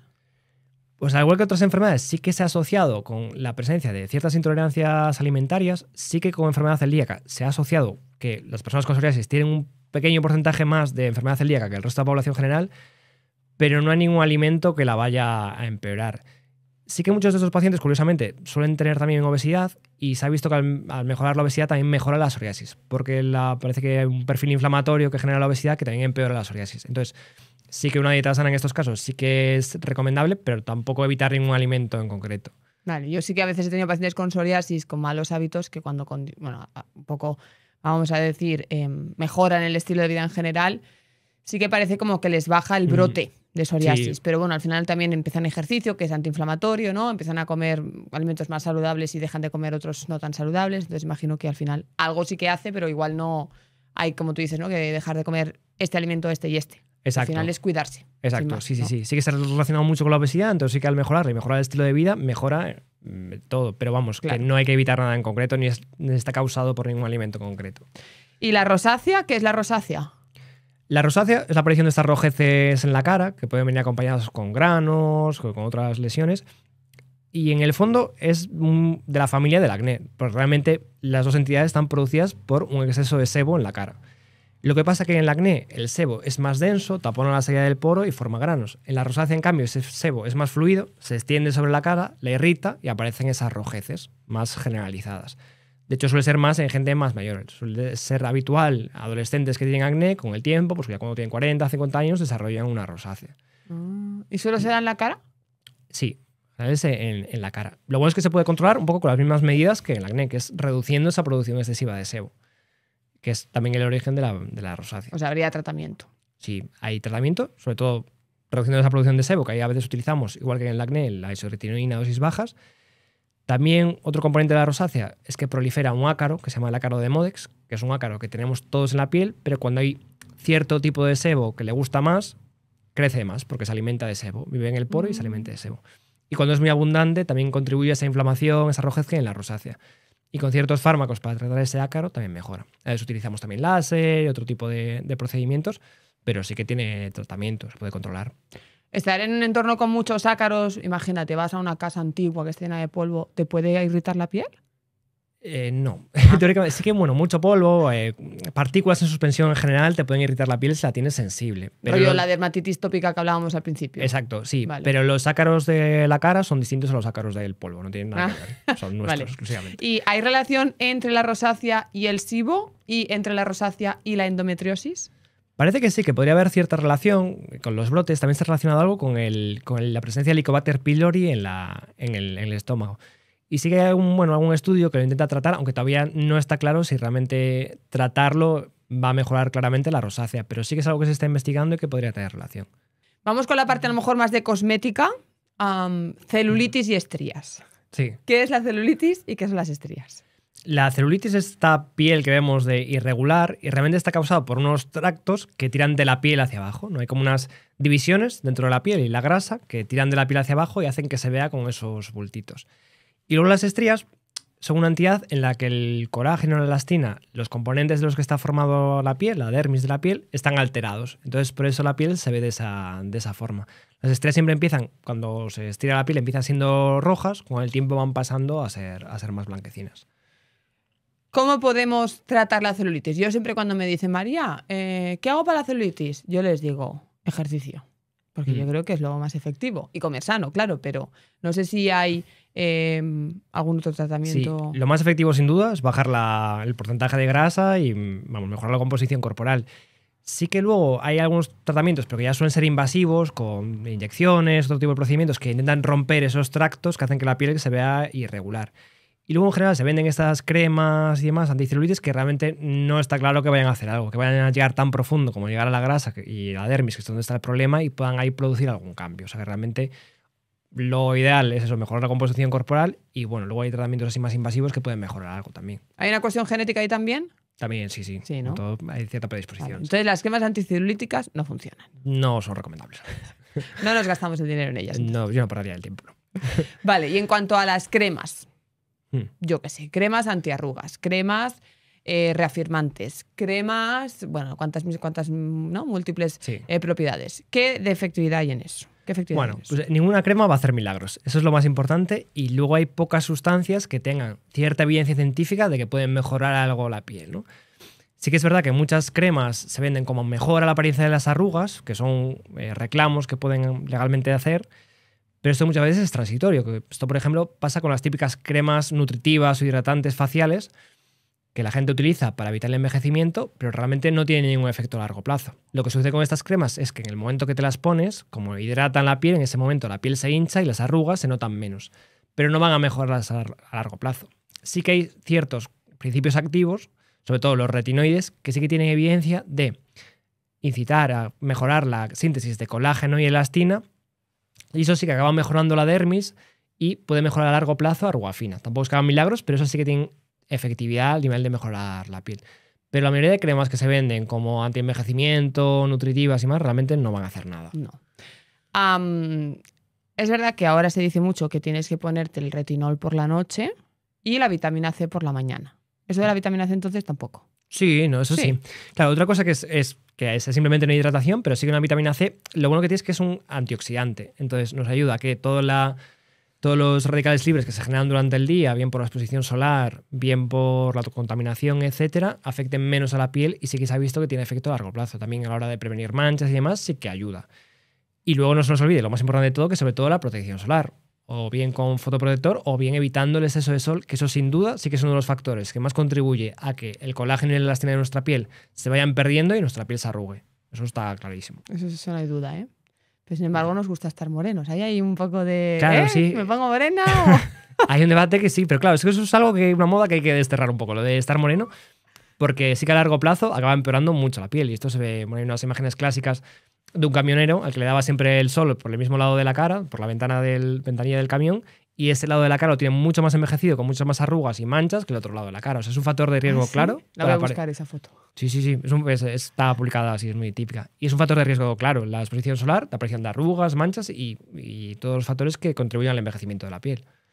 Pero entonces, ¿cómo de importante es hidratarnos la piel? Porque todos los dermatólogos dicen que te hidrates la piel, que la piel seca además te genera picor y... ¿No? Bueno, dicen que es importante hidratarse, no sé. Bueno, hay un mito con las cremas hidratantes faciales. A nivel del cuerpo, sí que hay muchas personas, como muchas personas tienen dermatitis atópica y la piel del cuerpo es más seca que la de la cara, en muchos casos sí que la crema hidratante es muy útil para proteger esa piel, evitar que se pierda agua y se seque. Pero a nivel facial es distinto, porque la piel de la cara es más raro que se seque tanto. Y sobre todo, muchas personas utilizan la crema hidratante facial no para hidratarla, sino porque creen que les va a quitar las arrugas a largo plazo, cuando esto, si no lleva ningún principio activo efectivo, no va a ser así. Y luego muchas personas se nota la piel de la cara seca cuando realmente lo que tienen es una piel grasa deshidratada. Esto es lo que sucede, por ejemplo, en la rosácea. Ahí no es que la piel sea seca, sino que hay un exceso de grasa en la zona central de la cara que se extiende sobre la piel, le irrita y altera la barrera epidérmica. O sea, la piel se altera y no es capaz de aguantar el agua en su interior. Entonces, secundariamente, ese agua se pierde y se deshidrata. Pero lo que hay, el fenómeno original, es la producción de sebo y es lo que hay que controlar, no aportar un exceso de hidratación. Porque además, dar más cremas hidratantes a la cara puede facilitar la proliferación de este ácaro de Modex del que habíamos hablado antes. Y eso puede generar más problemas como sensibilidad o reactividad cutánea en la cara. Entonces, cremas hidratantes en el cuerpo, si lo tenemos seco, sí, no está mal, pero en la cara, en la mayoría de casos, no son necesarias. Y desde luego no van a mejorar las arrugas a largo plazo. Qué fuerte. Muy bien. Sí. ¿Y la coenzima Q10 qué? Porque también está en muchas cremas. Sí, se ha puesto así de moda, es una enzima que sí que está dentro del metabolismo del ADN y demás, pero bueno, tampoco está claro que a nivel tópico vaya a hacer grandes cosas. Vale, pues has tú por ahí mencionado un poco los protectores solares. Vamos con el melón de todo lo que es la protección solar y la relación con la vitamina D. Sí, esto es un tema súper interesante. Sí, entonces, ¿cómo nos exponemos al sol de forma segura, pero que a la vez nos ayude con la síntesis de vitamina D? Claro. Pues lo que habíamos hablado. Por un lado, el sol es un factor de riesgo claro para la aparición de envejecimiento cutáneo, manchas, arrugas, que esto, bueno, pues es menos importante quizás, pero también es un factor de riesgo claro para la aparición de cáncer cutáneo, sobre todo el carcinoma espinocelular y el vasocelular. El melanoma, que es el más peligroso de todos, aunque menos abundante por suerte, se relaciona sobre todo con las quemaduras, sobre todo quemaduras en la infancia. O sea que lo primero de todo, en cuanto a tener una relación sana con el sol, es evitar las quemaduras. O sea, lo primero que tenemos que hacer es evitar quemarnos, sobre todo cuando somos niños con el sol. Por otro lado, es cierto que la exposición solar sí que es útil, no solo para la síntesis de vitamina D, sino que cada vez se ve que tiene otros beneficios, ¿no? A nivel de la tensión, incluso del estado de ánimo. De hecho, esto sí, eso seguro. Sin duda. Y eso lo vemos nosotros bastante en dermatología, porque usamos a veces ultravioleta para tratar ciertas enfermedades y la gente que se mete en la cabina sale feliz luego. O sea, eso se ve claro porque genera endorfinas. O sea, la exposición al sol tiene muchos beneficios. Y sobre todo que nos permite hacer cosas, porque estar al aire libre nos permite hacer deporte, nos permite relacionarnos, etc. O sea que desde luego una solución para evitar el envejecimiento causado por el sol no es quedarse en interiores, sino protegernos de ese exceso de sol. Y eso debemos hacer o bien con fotoprotección en cremas o otras medidas, ¿no? Medidas físicas como sombrero, ropa, etcétera, o ir por la sombra, que es lo más básico de todo. Claro, tenemos que buscar ahí un compromiso entre la síntesis de vitamina D y evitar todo ese daño por el sol. Es verdad que se ha visto que exposiciones relativamente cortas pueden producir la suficiente síntesis de vitamina D. Ahora, no se puede dar una recomendación exacta de cuántos minutos tenemos que estar al sol porque depende de muchos factores. Y el primero de todos, el fototipo de cada uno. Es decir, pieles muy oscuras van a tardar mucho tiempo en sintetizar la vitamina D y pieles muy claritas van a tardar muy poco tiempo. Porque el color de la piel es por la melanina, que eso es como una barrera, como un gorrito que hay encima de las células de nuestra piel que las protege del sol. Entonces, cuanta más melanina tenemos, más protegidos estamos del sol, tanto para no quemarnos, pero también para sintetizar vitamina D. Entonces, hay que buscar ahí un compromiso. Y sí que hay ciertas aplicaciones, como la aplicación VDerma de la Academia Española de Dermatología, que nos dice, en función de nuestro fototipo, el lugar en el que estamos y el sol que hay en ese momento, cuánto tiempo tenemos que exponernos para recibir la cantidad adecuada de vitamina D y no llegar a quemarnos. Interesante. Porque todo esto es sin protección solar. Sí, sin protección solar, aunque como protección solar también se sintetiza vitamina D, que esto es otra polémica que había. Bueno, siempre se ha dicho que si te pones protección solar no sintetizas vitamina D. Exacto. Esto es mentira. Es matizable. O sea, teóricamente sí. Tú si te pones vitamina D, si te pones fotoprotección de forma perfecta, no te va a llegar ultravioleta B, que es el que hace que se sintetice la vitamina D. Claro, esto se ha visto in vitro. Si tú pones un trozo de piel y le pones protección solar de forma perfecta, esa piel no va a sintetizar vitamina D. Nosotros cuando utilizamos fotoprotección nunca la usamos de forma perfecta, porque lo que se recomienda es utilizar una cantidad bastante grande de protección solar, que nos dejaría prácticamente blancos, y además hay zonas de la piel en las que no vamos a poner nunca protección solar. Pues la zona de la raya del pelo, entre los dedos, hay zonas donde no nos llega la protección solar y donde vamos a recibir sol igualmente. Entonces, aunque en laboratorio, si utilizas protección solar, no se sintetiza vitamina D, en la vida real sí que se ha visto que sujetos que usan protección solar, como la usan habitualmente, se sintetiza igualmente la vitamina D, porque nunca la usamos de forma perfecta. Yeah. Entonces, aunque usemos protección solar, acabamos sintetizando vitamina D. Vale, o sea, como en el laboratorio, porque la crema solar está puesta a la perfección, concluyen que con crema solar no sintetizas vitamina D, pero la realidad es que a la práctica, como no nos ponemos bien el protector solar, aunque llevemos protector solar como está mal puesto, sí que sintetizamos vitamina D. Exacto, se sigue sintetizando igualmente. Ahora, depende de cada uno, del fototipo de cada uno y del sol que haya en ese momento, que se sintetice más o menos. Por eso las recomendaciones de exposición solar dependen de cada individuo y del lugar del planeta donde viva y de la época del año. Pero ¿y cómo sé qué fototipo tengo? Eso, una serie de preguntas para saberlo. Eso depende del color de tu piel y cuánto tardes en quemarte, sobre todo. Bueno, pero ¿y qué voy a hacer? ¿Una prueba de ponerme al sol a ver cuánto tarda en quemarme? No. Pero eso en las aplicaciones como esta de VDerma te hacen una serie de preguntas de saber cuánto tardas en ponerte morena, si te pones morena con facilidad o no. Por ejemplo, un pelirrojo nunca se pone moreno, gente con la piel un poco oscura. Por el tipo de melanina que tienen. Tiene una melanina distinta, que se llama feomelanina, y no eumelanina, que es la habitual.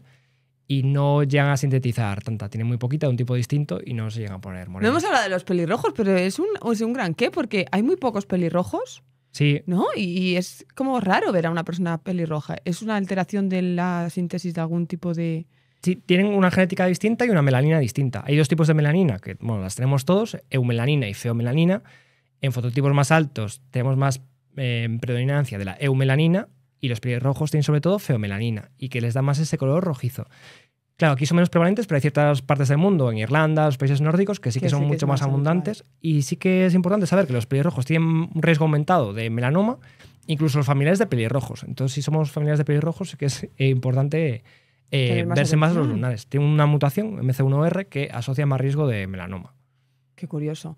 Bueno, después de este paréntesis de los pelirrojos, ¿cómo elegimos un buen protector solar y qué significan todas las cosas que salen en un protector solar? Eso de F10, 20, 30, 50, lo de UVB, UVA, yo qué sé, especial niños. ¿Qué diferencia hay entre la crema que es más densa, la que es spray, la que es agua, la que... A ver si nos puedes dar un poco de luz en esto. Pues ahí lo primero que es importante entender es qué significa el SPF, factor de protección solar, que es ese numerito que aparece en todos los fotoprotectores.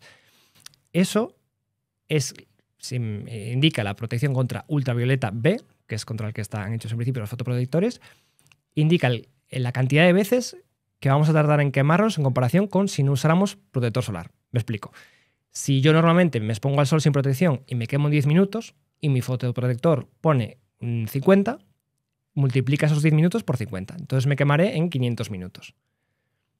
Y si me pongo uno de 30, multiplica por 30, en vez de 10 minutos me quemaré en 300 minutos. No suele ser tan así, no hay que ser tan optimistas porque normalmente el protector solar se va diluyendo, se va yendo y nos quemaríamos antes. Pero sí que normalmente multiplica la cantidad de minutos de tiempo que tardaríamos en quemarnos por ese número. Y esto es la protección exclusivamente contra ultravioleta B, que es la que causa las quemaduras. Pero la radiación del sol tiene otro tipo de radiaciones. Ultravioleta A, luz visible, infrarrojos.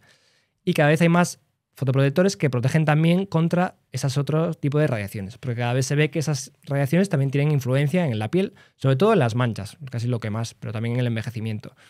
Entonces ahí es donde vemos ese simbolito de UVA, que quiere decir que también tiene protección contra ultravioleta A, y R de infrarrojos y otro tipo de símbolos. En función de lo que tengamos, podemos utilizar uno u otro. Siempre lo recomendable es utilizar uno que sea SPF 50 porque nos va a proteger más tiempo y si nos olvidamos de reaplicarlo en ciertas zonas nos va a proteger más. Y luego personas que tienen alteraciones de la pigmentación, que tienen manchas, sí que es necesario uno que sea de amplio espectro, es decir, que cubra también contra ultravioleta A, contra luz visible y ahí son en general recomendables los que tienen pigmento, los que son de color porque llevan óxido de hierro, que es la molécula que les da color y protege más contra la luz visible, que es uno de los factores que más empeoran la pigmentación. Gente con melasma o gente con manchas. Pero el protector tiene que tener color. Si es con color, mejor, sí. No he visto nunca un protector con color. Ah, sí, ahí los tienes todos, ¿eh? Con color y sin color. ¿Sí? Y sí, que se curioso. pueden utilizar en realidad incluso como maquillaje, como base de maquillaje, sí. Y en esos casos son recomendables estos. Aunque hay también ya filtros ya desarrollados que protegen contra la luz visible, en caso de pigmentación son recomendables estos. Y luego comentabas los infantiles. Los infantiles en general son filtros inorgánicos, porque tenemos dos tipos de filtros, los orgánicos y los inorgánicos, que era lo que antes se llamaba físicos y químicos, pero realmente son todos físicos, o químicos. Realmente lo que hay son sustancias minerales, que son los inorgánicos, como el óxido de hierro, óxido de zinc, y los orgánicos, que son sustancias con nombres más largos. En teoría, los inorgánicos son algo más seguros, pasan menos a la sangre y por eso se recomiendan en niños, porque realmente todos son seguros. Lo malo que tienen estos es que son los que dejan como ese tinte blanquecino, son los que te pones y te dejan blanca. Estos son los inorgánicos que son cosméticamente menos agradables. Vale. Pero entonces sí que recomiendas usar un fotoprotector específico de niños para niños. Sí que la recomendación es lo que dicen. Bueno, antes de los 6 meses, en teoría, no hay que utilizar ningún fotoprotector en los bebés porque no están estudiados en este rango de edad o que probablemente no pase nada. Hay que protegerlos con medidas físicas. Es decir, un niño de 6 meses no tiene que estar al sol, o sea, hay que tenerlo tapado y demás. A partir de los 6 meses sí que se recomiendan los fotoprotectores inorgánicos, que son estos especiales infantiles. ¿Y cada cuánto deberíamos aplicarnos el fotoprotector? Porque 500 minutos me parece un montón. Aparte, cuando normalmente nos ponemos fotoprotector o cuando no, pues vas a la playa tal, es en verano que hace calor y sudas, por lo tanto entiendo que la sudoración arrastra el fotoprotector. Como tú decías al principio, no nos lo ponemos bien, ¿no? Entonces, cada cuánto porque eso de, ay, noto que me pica la piel y ya te has quemado, ¿no? Sí, eso... claro, sí, es que eso es lo que hay que evitar. Y hombre, lo ideal es reaplicarlo, depende de la persona, depende de la radiación solar. Pero cada 2 horas suele ser lo ideal. Óptimo. Porque aunque en teoría durase 500 minutos, se va deshaciendo antes, se va perdiendo eso por factores como el agua, el sudor, etcétera. Se forman huecos entre las partículas del fotoprotector y nos quemaríamos. Entonces sí que es importante reaplicarlo antes. ¿Y hay que aplicarse fotoprotector en invierno? Claro, esto es un tema muy interesante. O sea, hay quien dice que sí, pero bueno, también puede haber cierto sesgo comercial de querer vender fotoprotectores siempre. Y bueno, depende. O sea, sí que es verdad que toda la radiación solar acumulada a largo plazo puede aumentar el fotoenvejecimiento y demás, pero es verdad que la radiación solar que hay en invierno, en Galicia, donde soy yo, por ejemplo, es muy limitada. O sea, realmente no va a dar tanto problema. Y si nos protegemos todavía más de esa radiación solar, vamos a sintetizar todavía menos vitamina D. Así que lo razonable es que si estamos tratando algo que está condicionado por el sol, como puede ser manchas, enfermedades fotosensibles, como lupus y demás, sí que es muy importante protegerse del sol y ahí sí que utilizar protector solar en invierno sí que es razonable, pero una persona sana que no tenga ninguna de estas entidades tampoco sería 100% necesario. Y es verdad que te la tienes que aplicar en zonas grandes del cuerpo como brazos y piernas o espalda entera para que haya una buena síntesis de vitamina D. Que tienes que darte el sol, ¿no? Una zona amplia. Claro, dicen que si no te da, por ejemplo, en todo brazos y piernas o en toda la espalda, no es una superficie suficiente como para que sintetices vitamina D. Claro. Ahí depende lo mismo del fototipo y de la radiación solar que haya ese día. Entonces, sí que se ha visto muchos estudios que simplemente con lo que te dan el dorso de las manos, las piernas, yendo un pantalón corto, es suficiente y no hay que exponer grandes partes del cuerpo.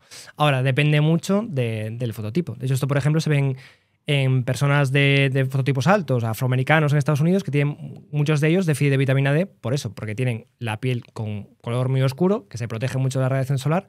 Entonces, aunque no usen protección solar, tienen siempre muy poca síntesis de vitamina D.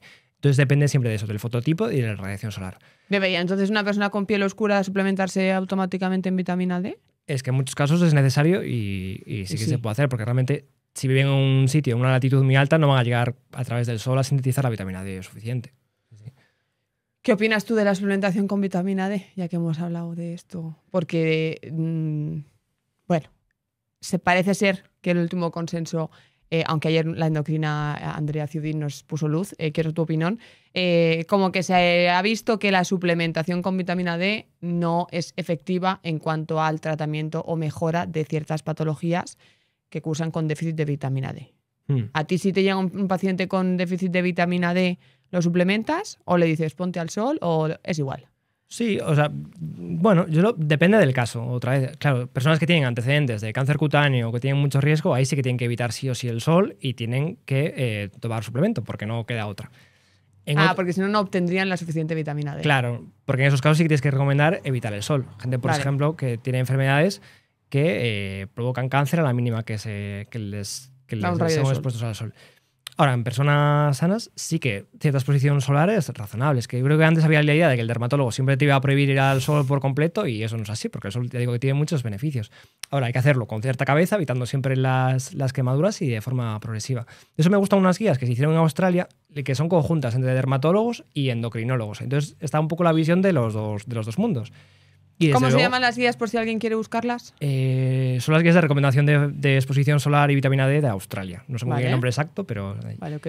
Y están hechos entre los dos y sí que exponen que, claro, todo depende de dónde vivas y del fototipo. Ellos lo hacen más para Australia en sí, pero es un poco aplicable a todo el mundo. Y todos deberíamos tener cierta exposición solar en función de nuestro fototipo. Ahora, tampoco es necesario ir a tomar el sol a propósito para obtener esa vitamina D, sino que con el sol que nos va dando, paseando, haciendo deporte y demás, ya vamos a ir sintetizando. Claro, al final yo creo que mucha gente está como 8 y 10 horas encerrada en una oficina. Claro. Y ahí está el problema también. Exacto, sí. Es que luego además, de hecho hay unos estudios interesantes en Suecia que asocian mayor exposición solar a mayor esperanza de vida y menor aparición de cáncer en general. Lo que pasa es que esto, claro, también tiene muchos sesgos. Esto lo han utilizado muchos influencers así en redes para decirte que tienes que exponerte al sol porque te va a sanar de todo. Pero claro, también la gente que está más expuesta al sol es la que hace más deporte, la que está más sana, la que no tiene enfermedades que le impiden salir al sol. Una persona que está pues, encamada con una enfermedad muy grave no va a estar al sol, ¿no? Entonces, ahí también tiene ciertos sesgos. Pero sí que una exposición solar es sana y no solo por la propia síntesis de vitamina D, sino porque nos permite hacer actividades, deporte y demás, que también nos hacen más sanos. ¿Y es verdad que hay que evitar el sol entre las 12 y las 4 de la tarde?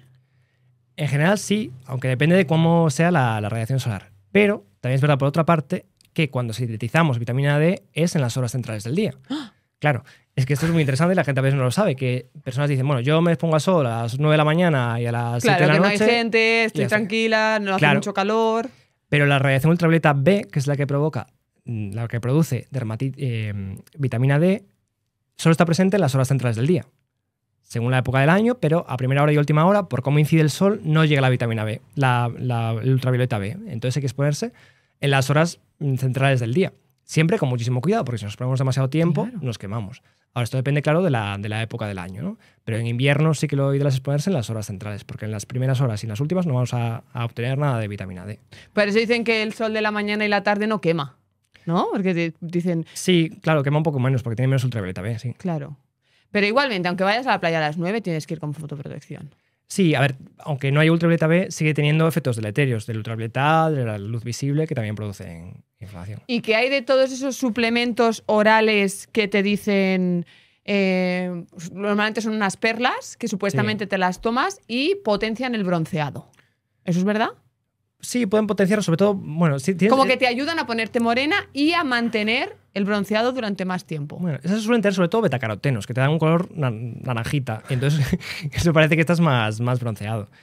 Pero realmente no es que lo vayan a potenciar. Sí que se puso de moda hace unos años una droga que se utilizaba para el vitilio, o se está investigando para el vitilio, que empezaron en Reino Unido y demás, que sí que te ponía moreno.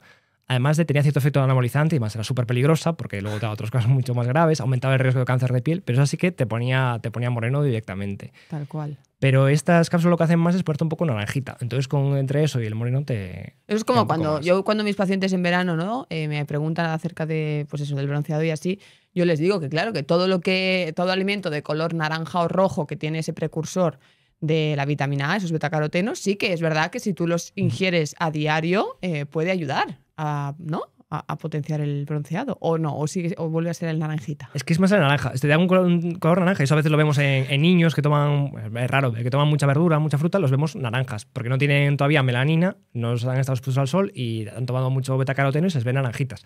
Y eso es el componente que más hace con la radiación solar. Pero ¿Y lo de que uno tenga más facilidad que otro para broncearse es una cuestión genética? ¿O? Sí, eso es muy genético y depende del fototipo. Los fototipos más altos son aquellos más morenos que cuando les sale un rayo de sol se ponen negros ya, se ponen la piel muy oscura. En cambio, fototipos más claritos, los que decíamos, los pelirrojos, gente muy rubia, les cuesta muchísimo poderse morenos y en vez de poderse morenos se queman. Aunque se expongan poco a poco, se acaban quemando en vez de poderse morenos. Y eso depende mucho del tipo de melanina que tengamos y la concentración de melanina. Eso es muy genético. ¿Y qué opinas de la gente que va a autobroncearse en esas máquinas de no sé qué tipo de rayos? Sí, eso es un ultravioleta y eso es, de hecho, es un cancerígeno establecido por la OMS. O sea, es... Tal cual, sí, así, directamente. Exacto, sí.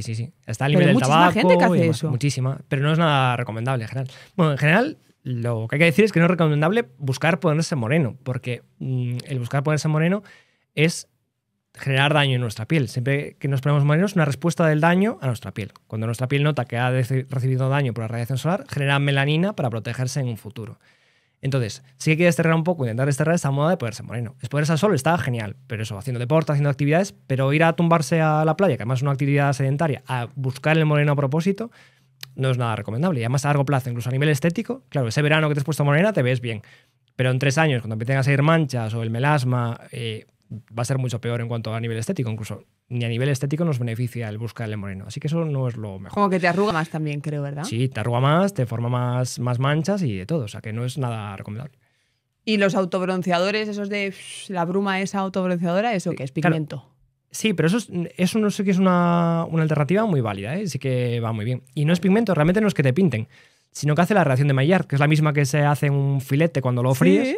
Es lo mismo, te hace la reacción de Maillard con las células de tu piel y por eso dura bastante. No es que te pintes, sino que se queda en la piel a veces unos días, unas semanas. Sí, lo que pasa es que quedas a robarles, ¿eh? Claro, eso hay que hacerlo bien. A veces poner un poco de crema hidratante antes ayuda a extenderlo bien, pero sí que es una alternativa válida y sana para ponerse moreno. ¿Y por qué hay que ponerse la hidratante abajo?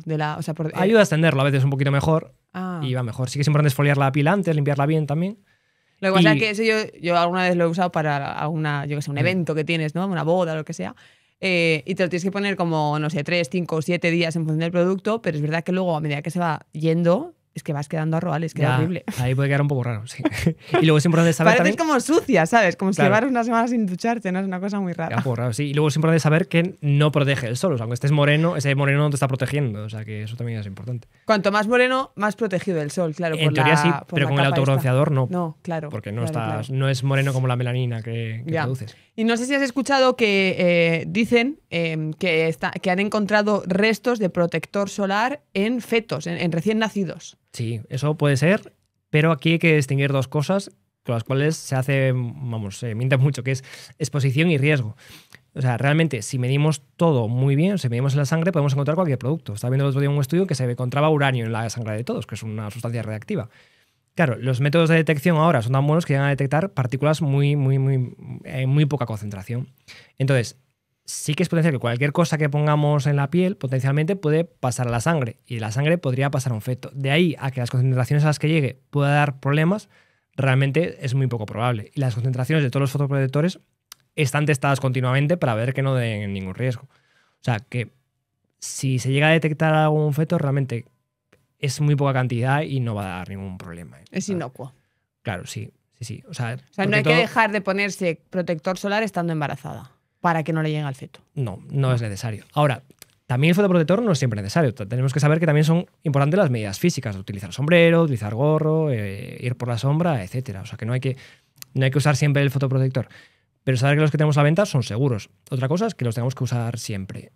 Y pero en eso hay que distinguir, a la hora de valorar el riesgo, la concentración. O sea, el agua puede ser mortal si te bebes 20 litros de agua, pero si te bebes un vaso, no. Entonces, no es lo mismo que a la sangre llegue una cantidad de ese producto que llegue a una cantidad mucho más grande, ¿no? Entonces es lo que hay que valorar. A veces se generan estos titulares un poco alarmistas, se detecta una sustancia en la sangre o en cierta zona, pero hay que valorar la concentración y si esa concentración puede producir alguna alteración en la persona, ¿no? Y en este caso no hay problema. Vale, por ir concluyendo un poco ya, recomendaciones, así que nos darías para cuidar de nuestra salud dermatológica. Y lo primero, evitar el exceso de sol. El exceso de sol acumulado. El sol es sano, pero un exceso de sol o buscar el bronceado a propósito nos puede producir más perjuicio que beneficio.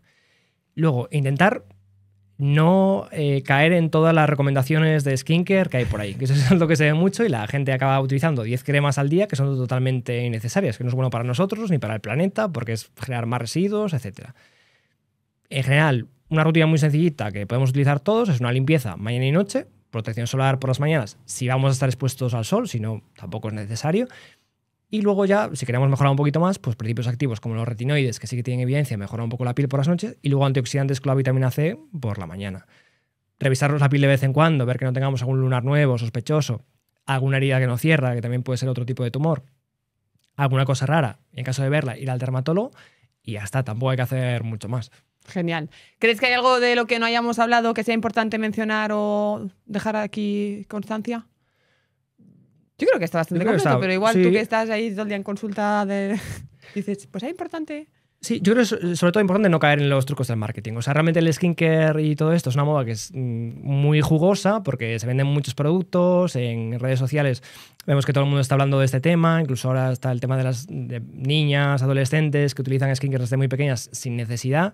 Entonces hay que ser un poco críticos, revisar bien si lo que utilizamos es solo marketing o tiene algún principio activo que realmente sea efectivo. Entonces, sobre todo diría como mensaje eso, evitar caer en las redes del marketing, ser crítico con lo que compramos y estudiar un poco qué puede ser efectivo y no... Yo creo que hay que empezar a aceptar el envejecimiento, porque al final todo eso es para no envejecer, para que no tengas arrugas, para que no te salgan... Pues chico, sí, no sé. Claro, eso es importante. Como eso celebra que eres viejo y has llegado a la vejez, ¿sabes? Porque al final todo es como que no se me caiga el pelo, que no tenga una arruga, que no tenga una mancha, que no... Eso por un lado, que también estamos en un mundo que tiene como una obsesión con la perfección y con la juventud y la belleza que es terrible. Sí, y parece que y luego encima que muchas de las cosas que nos venden para eso en concreto no son efectivas. Que realmente es un juego así perverso que se hace, ¿no? Te buscan, te crean la necesidad de no envejecer, de tener cierto aspecto y luego te venden cosas que pueden funcionar o no para eso, ¿no? Entonces, súper caras además. Claro, entonces se cae un poco en ese círculo y al final pues es bastante terrible. Bueno, pues entonces solo me queda volverte a agradecer que hayas compartido con nosotros hoy todo tu conocimiento y nos hayas actualizado al respecto de la salud dermatológica. Os recuerdo que podéis seguir a Alex en @alex.docampo.derma en TikTok. En TikTok, sí. Y alex.docampo.dermatólogo en Instagram. Exacto. Ahí está. Pues muchísimas gracias, Alex. Muchas gracias a vosotros. Encantado. Gracias. Y a todos vosotros también. Muchísimas gracias por haber estado un día más con nosotros. Volvemos pronto en un próximo episodio. Adiós.